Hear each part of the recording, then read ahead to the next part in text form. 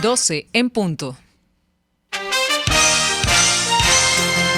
A partir de este momento, las informaciones que son noticia toman el protagonismo.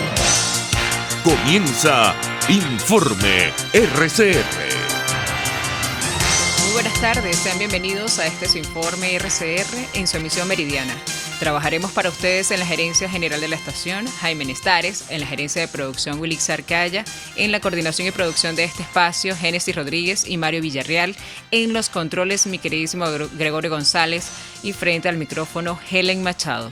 Recuerden que nos pueden seguir a través de nuestras distintas plataformas digitales, en Twitter, @RCR750, en nuestra página web, rcr750.com, la radio que se ve, y en nuestro canal en YouTube, RCR750.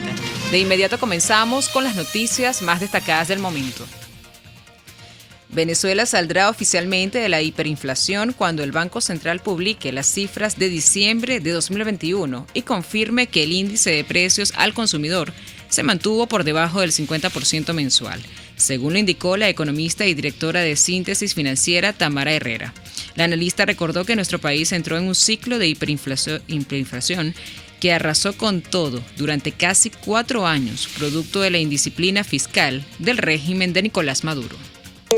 Una cosa es salir del ciclo y otra cosa es decir que la inflación desapareció. Una cosa es salir del ciclo hiperinflacionario de esas tasas que arrasaron con todo en Venezuela. Por indisciplina fiscal se llegó a entrar en ese ciclo fiscal, en ese ciclo hiperinflacionario, por mala praxis fiscal, acompañada además de un shock externo cuando cayeron los precios del petróleo y ya tenías a toda la economía debilitada, incapacitada para compensar esa caída. Entraste en esa hiperinflación que en Venezuela tiene casi un récord de 4 años, y esos son 4 años de penuria, 4 años de erosión, de empequeñecimiento de las empresas, porque la única forma de sobrevivir era reduciendo costos y reduciendo el tamaño como una hoja que quiere flotar en una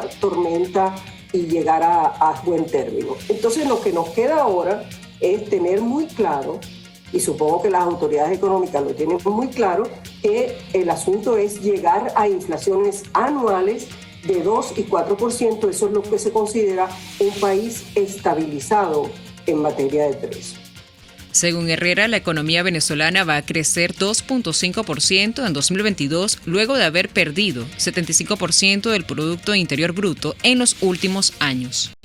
Es una economía que como tuvo que crecer, es decir, estuvo caída en barrena hasta el año que acaba de concluir, que es la primera vez que, de acuerdo a nuestros estimados, va a presentar un crecimiento de 2,5%. Para nosotros, y siempre uso el símil de la masa muscular, para que se entienda cuál es la economía que tenemos que echar a andar y que tenemos que robustecer, es una economía que ha perdido, de acuerdo a nuestros cálculos, 75%.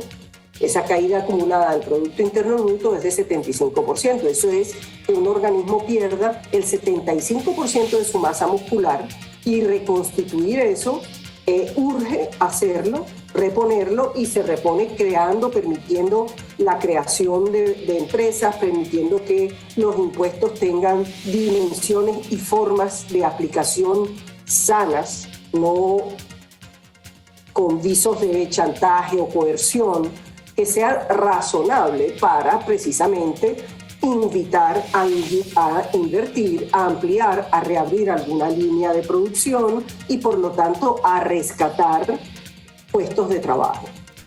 Por otro lado, en el estado Lara, el presidente de la Cámara Importadora y Distribuidora de Repuestos Automotrices, Lías Besis, confirmó que el sector que representa experimentó una leve mejoría en los últimos meses del año 2021 producto de la flexibilización, y exhortó a las autoridades a mantener el suministro de combustible para garantizar que continúen las actividades productivas en el país. Vamos a escucharlo. La flexibilización ha generado de verdad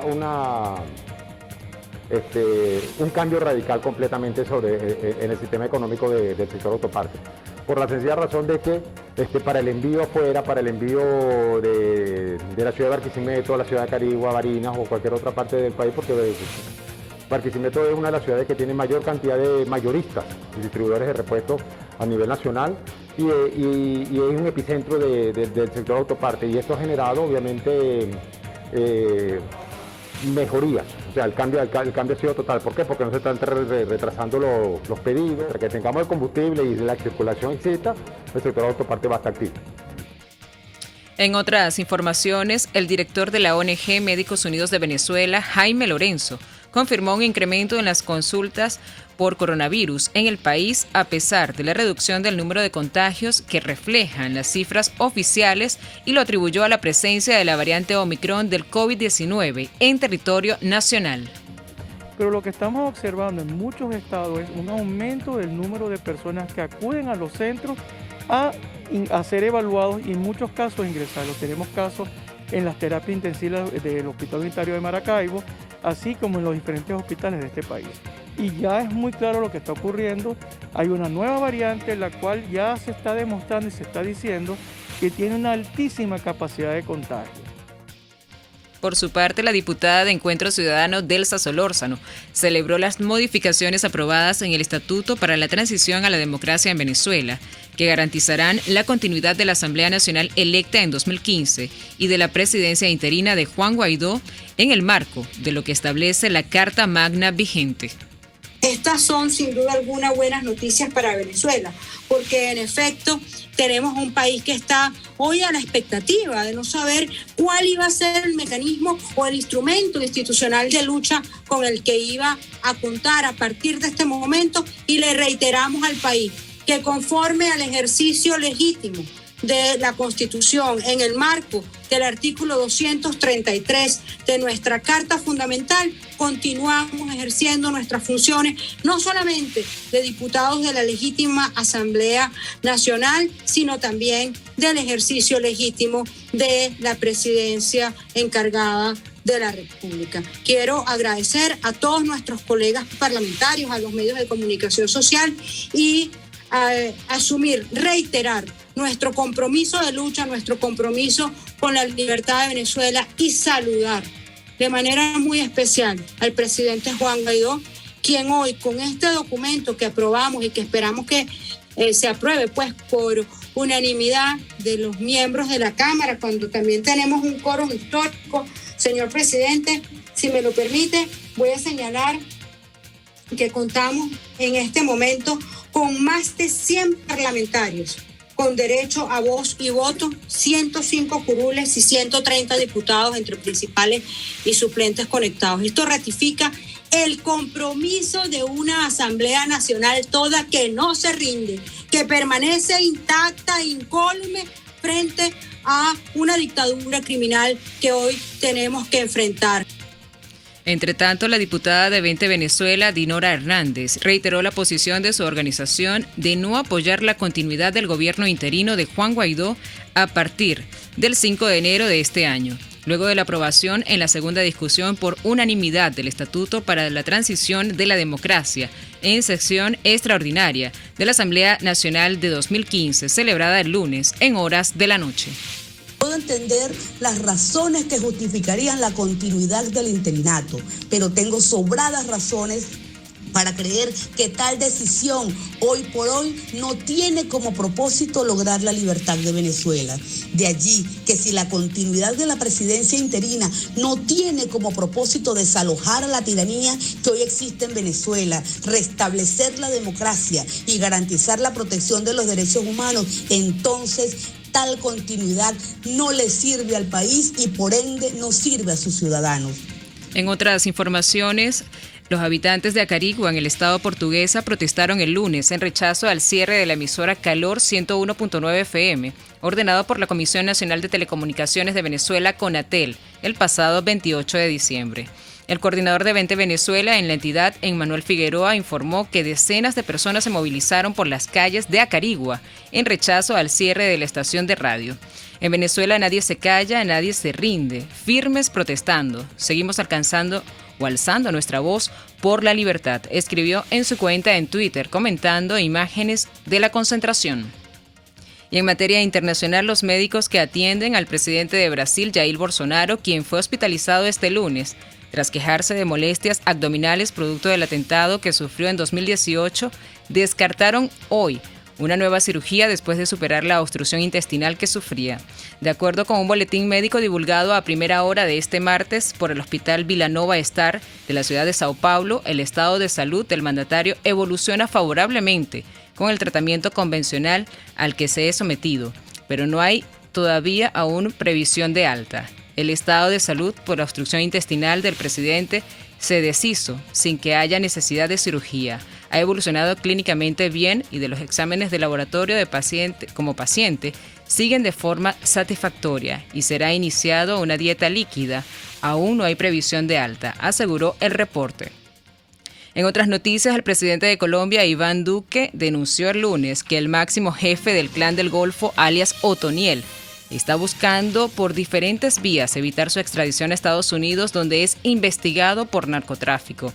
El mandatario colombiano dijo tener información de inteligencia a partir de la cual Darío Antonio Usuaga, alias Otoniel, estaría buscando obstruir su entrega a las autoridades norteamericanas, bien sea utilizando los mecanismos de la justicia transicional o tratando de entorpecer con acciones judiciales su extradición. Claro, tenemos información de inteligencia a partir de la cual este bandido está buscando obstruir su extradición, bien sea tratando de abrir canales para entrar a la justicia transicional o tratando de entorpecer con acciones judiciales ese proceso. Reiteramos a ese criminal, a esa sabandija, el mensaje: Otoniel será extraditado, cumplirá sus delitos de narcotráfico y vendrá después a Colombia a responder por los delitos que ha cometido en nuestro país, sin que la extradición sea obstáculo para que siga colaborando con la justicia colombiana. Entre tanto, la Administración de Alimentos y Fármacos de Estados Unidos aprobó el lunes el uso de la vacuna de refuerzo contra el COVID-19 de Pfizer-BioNTech para los menores entre 12 y 15 años, al considerar que los beneficios son mayores que los riesgos. Los beneficios de una dosis de refuerzo de Pfizer para promover protección continuada contra el coronavirus y las posibles consecuencias asociadas a hospitalización y muerte son superiores a los riesgos potenciales en individuos entre 12 y 15 años, indicó la FDA en un comunicado.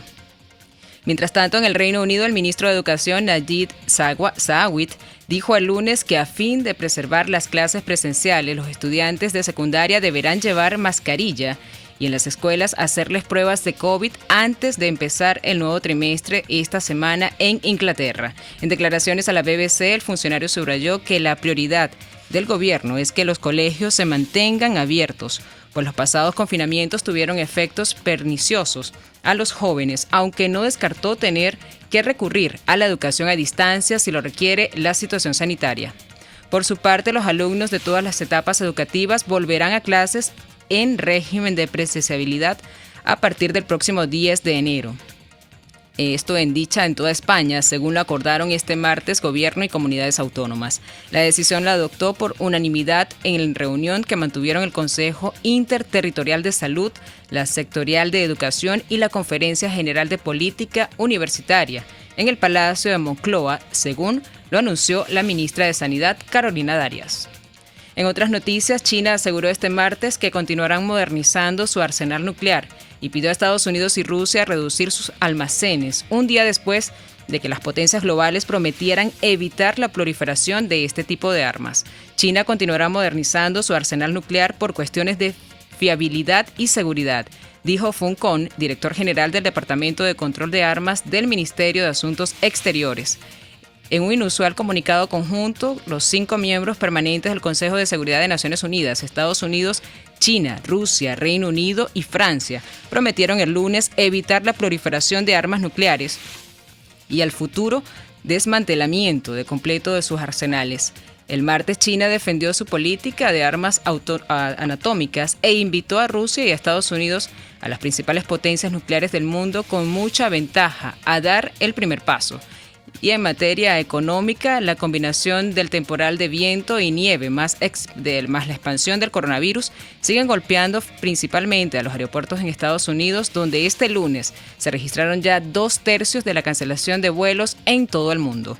Y en materia deportiva, la tenista japonesa Naomi Osaka, número 1 del ranking mundial, regresó a la competición con una victoria en la primera ronda de Melbourne Summers ante la francesa Alice Cournit por un ajustado 6-4, 3-6 y 6-3 en el mismo escenario.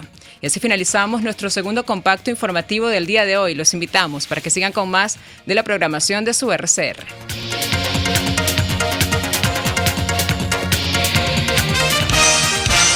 Hasta aquí este compacto noticioso. Manténgase en nuestra sintonía, porque estaremos informándole de la noticia al momento de producirse. RCR 750 AM.